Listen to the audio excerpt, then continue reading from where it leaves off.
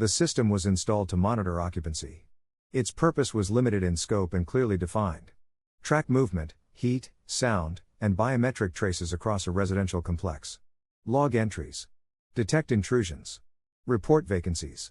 For several years, it operated within expected parameters. Residents entered and exited. Counts rose during peak hours and declined overnight. Vacant units were logged accurately and confirmed through routine inspections. Maintenance reports described the system as reliable. Then the evacuation occurred. The residential complex was cleared over a 6-week period following the discovery of structural instability and long-term environmental contamination. Residents were relocated in stages. Utilities were disconnected. Physical access points were sealed. Final verification was conducted manually. Each unit was inspected. Each floor was cleared. No occupants remained. The system was not shut down. After evacuation, the occupancy count was expected to reach 0. It did not. The system reported 1 occupant. The discrepancy was flagged automatically. Engineers reviewed the alert and initiated standard diagnostics.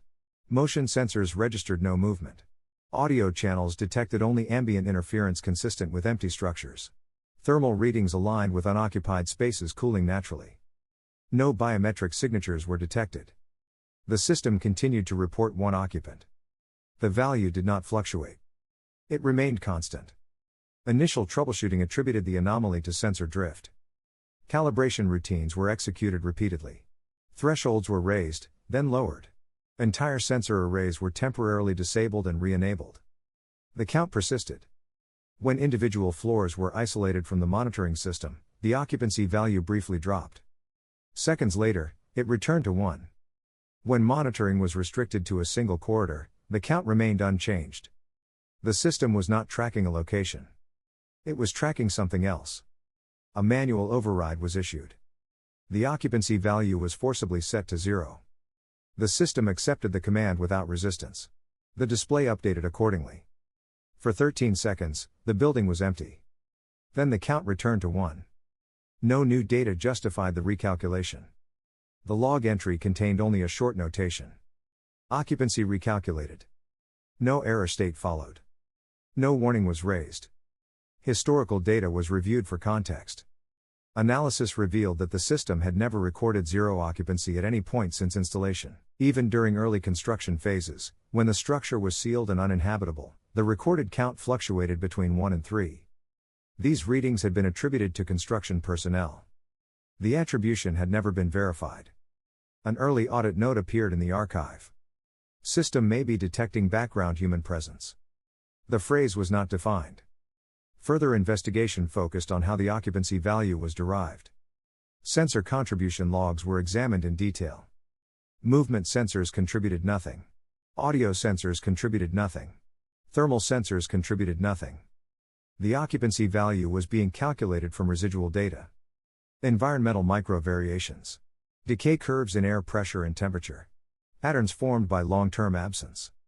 The system appeared to be modeling a human presence not from direct detection, but from the negative space left behind by people who were no longer there. During deeper log analysis, an undocumented secondary metric was discovered. Dwell duration.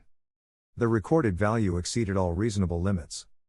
According to the system, the remaining occupant had been present for the entirety of recorded operation. Before evacuation. Before renovation cycles. Before construction. The system did not log an arrival event. The occupant had no entry point. It had always been present. An engineer attempted to classify the residual presence as false positive data. The system rejected the classification. The justification log stated: pattern consistency exceeds false positive threshold. The issue was escalated. The escalation request was routed through the same monitoring framework. It remains unresolved. A proposal was later submitted to decommission the system. The justification cited cost-saving measures and lack of operational relevance following evacuation. Prior to approval, a final diagnostic snapshot was requested. During the snapshot, the system generated an unsolicited annotation. Occupant not verified as absent. No supporting data was attached. Power down procedures were initiated. Subsystems were taken offline sequentially.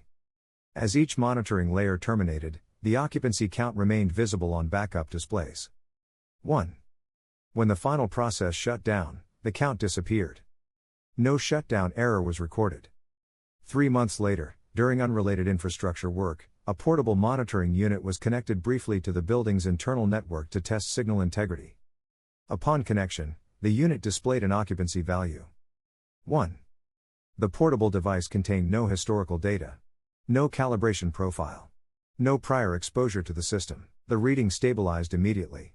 The building was later condemned. Demolition was scheduled. Before demolition, an environmental scan was conducted to confirm the absence of hazardous materials. No anomalies were detected. The portable monitoring unit remained connected.